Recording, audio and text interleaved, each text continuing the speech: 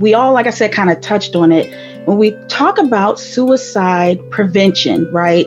And like I said, we're going to be all over the place because it's an open conversation, but let's just tap on that. Understanding that, I think, is key, right? Because it's not that every single person that even dies by suicide wants to die. They just want whatever they are feeling to stop. For her. And the thought, even years down. Yeah.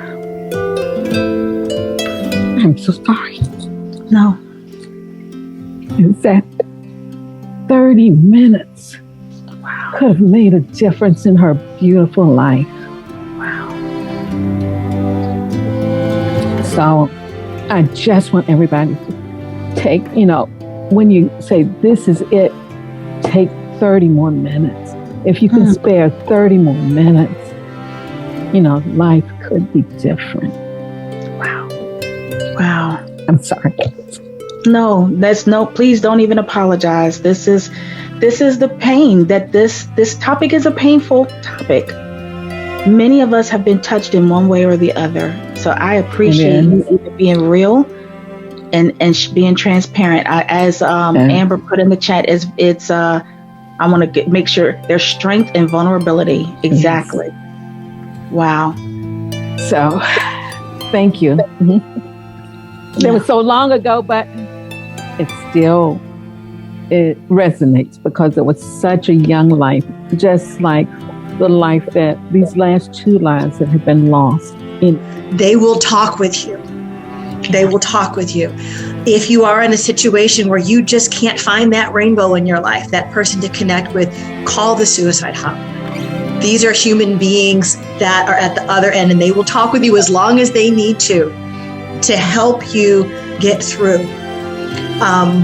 I did my suicide plan, and I had figured out how I was going to end my life, and I set my plan out, and I contacted my people, and it was the thought of my children not having their mother, but it was the interruption of a phone call from my brother. But reach out, find one person, and if you don't have a person, a friend, a family member, a coworker, call the hotline and just give that opportunity there. That's the first thing I would say to them, to anyone who's struggling.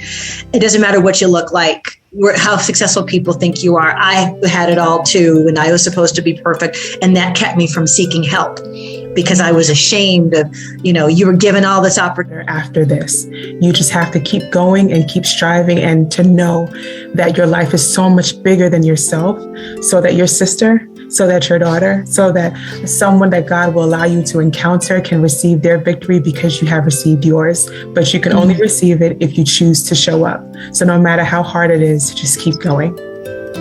Thank you. Al, what do you want to add to this?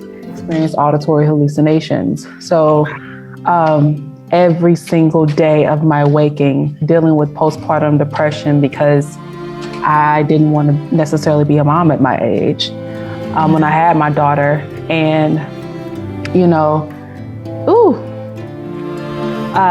experiencing every day having things telling me to harm myself or my child or my family, actually dealing with chemical imbalances in my brain and trying to do all of the things, the lavender, all the holistic practices, the exercising, making sure you get enough sleep, don't drink alcohol, stop eating fast food. I mean, literally everything, the journaling, all the stuff I did, and nothing was working.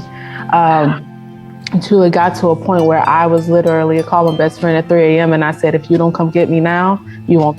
And so it took that moment, her answering the phone and giving me that little bitty sense of hope, and taking me from that 10 to an 8, to then put me in a position to say, okay, we've done everything that we could think to do. We tried all the holistic practices, all the things to deviate away from psychiatric intervention. But now it's time. Now it's time. We're at a crossroads. Now it's time. And that's very challenging for us.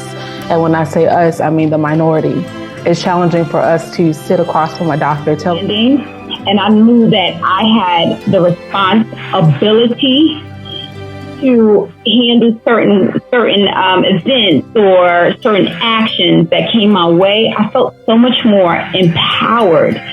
And so I was like, how can I create a program where people can understand it's not them or what they're doing to you, what is being triggered inside of you, and then not just identify what that trigger is, but how can we heal it? And it's ongoing. It takes people, Lita, you, my girl, it takes you, it takes my family as well. But I just need y'all help sometimes to just unlock that thing. That how we feel in that moment, it's really about saving someone else's life. And even if they turn out to be fine, the fact that you extended grace was you showing them how God loves us. And that